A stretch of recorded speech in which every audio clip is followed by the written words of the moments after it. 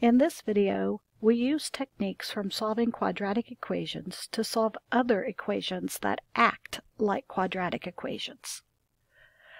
An equation is called quadratic in form, provided it can be written in the form AU squared plus BU plus C equals 0, where A is non-zero, and A, B, and C are fixed real numbers, and U is some algebraic expression.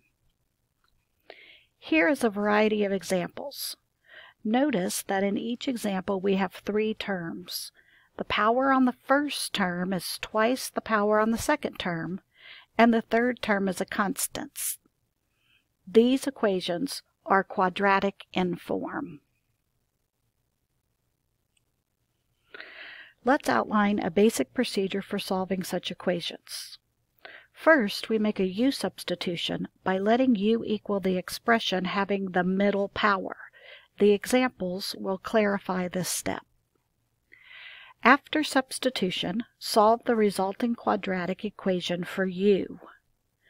Then replace U with the original expression, and finally, solve for the original variable. Now let's apply this process to a variety of examples. Solve the equation x to the fourth minus 5x squared plus 4 equals 0. Notice that the equation has three terms and the highest power is even and twice the next power. This equation is not a quadratic equation, but closely resembles one. So we let u equal x squared, and then we get that u squared is x to the fourth. To solve our original equation, we use these u substitutions. The equation then looks like u squared minus 5u plus 4 equals 0, which we know how to solve. Factoring the quadratic expression yields u minus 4 times u minus 1 equals 0.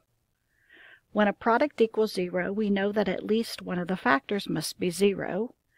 Thus, u equal 4 or u equal 1. But we introduced the variable u to simplify the problem, and we still need to solve for x. So we substitute u equal x squared again, and then x squared equals 4, or x squared equals 1. Therefore, we get x equals plus or minus 2, or x equals plus or minus 1. Because we haven't done anything that could introduce extraneous solutions, the solution consists of all four values, namely x equal plus or minus 2, plus or minus 1. Let's consider a second example to solve the equation y to the fourth minus y squared minus 6 equals 0. This time, we let u equal y squared, and then we get that u squared is y to the fourth. To solve our original equation, we use these u substitutions. Then the equation looks like u squared minus u minus 6 equals 0, which we know how to solve.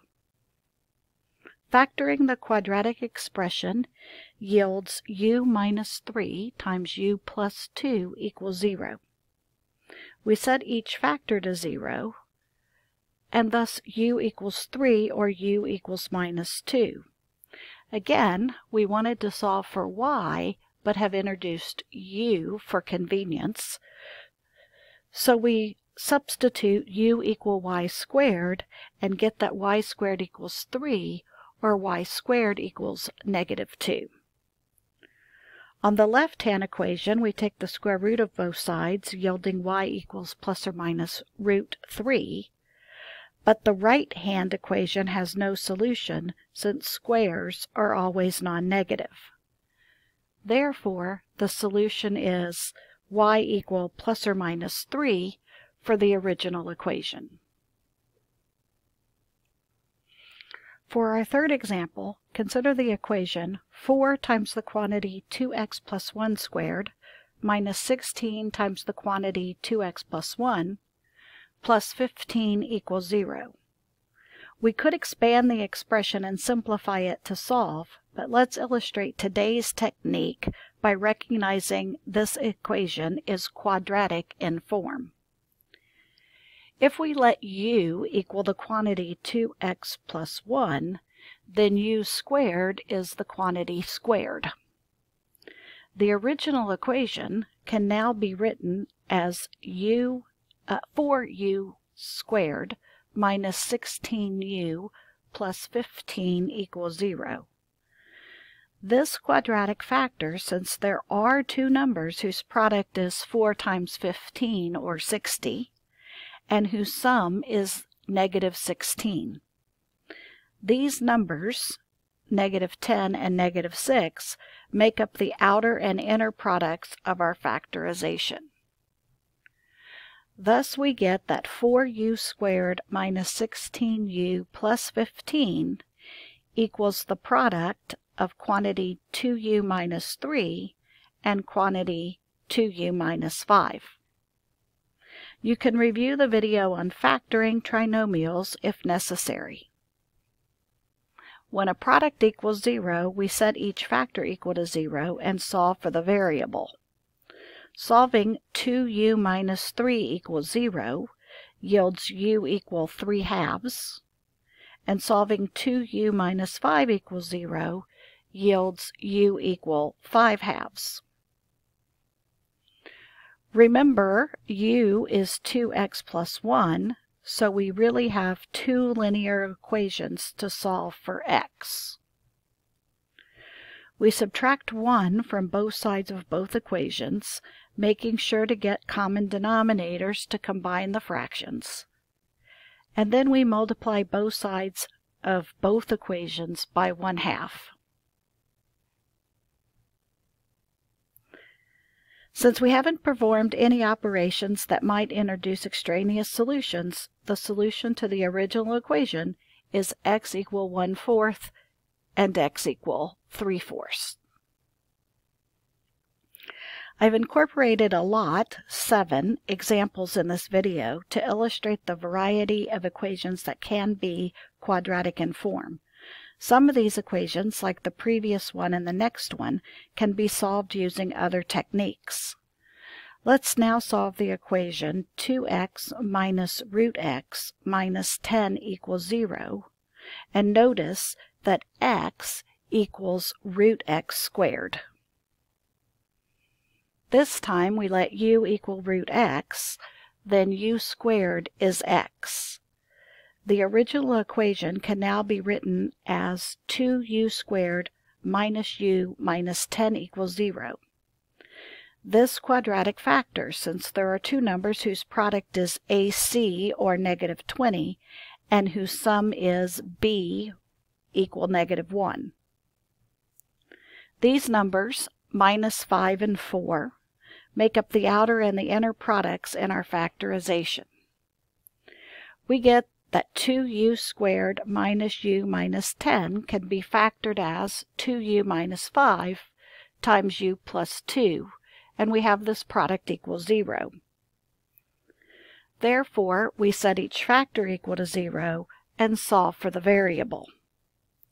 Solving 2u minus 5 equals 0 yields u equals 5/2, and solving u plus 2 equals 0 yields u equals negative 2. But u equals root x, so we have two relatively easy radical equations to solve. On the left-hand side of the equation, we square both sides to get that x is 25/4. The right-hand equation has no solution because the principal square root must be non-negative. If we square both sides and get x equals 4, this will be an extraneous solution. Remember that squaring both sides sometimes produces extraneous solutions, so we still need to check x equal 25/4 in the original equation.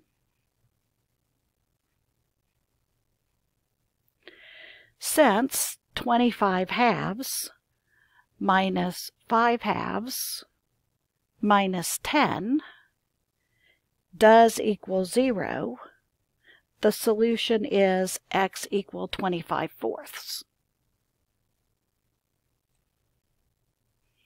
Let's step it up and consider an equation with negative exponents. Solve the equation 2x to the minus 2 power plus x to the minus 1 power minus 1 equals 0. Notice that this is a three-term expression in which the power on the first term is twice the power on the middle term. This time we let u equal x to the minus 1, or 1 over x. Then u squared equals x to the minus 2, and the original equation can now be written as 2u squared plus u minus 1 equals 0. This quadratic also factors. We get a product, 2u minus 1 times u plus 1 equals 0. We set each of the factors equal to 0 and solve for the variable. But u was 1 over x, so back substituting, we have two proportions to solve.